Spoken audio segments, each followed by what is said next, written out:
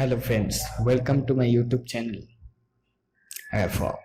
Today I'll show you how to leave a Discord server you made without deleting it. In order to move your own server without deleting it, we need to change the server ownership.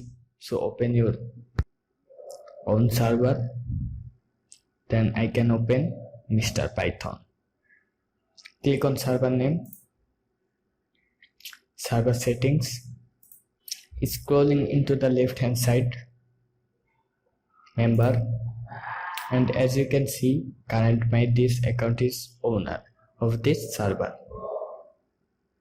and now I want to transfer this server ownership to this account. So I am going on this dot next to the user, transfer ownership, toggle this option, transfer ownership, transfer ownership. Now if I click on the server again, and as you can see, currently I am not owner of this server. Now I can easily leave this server from here without deleting. So that's we can do it. If you find this, my leaving is done.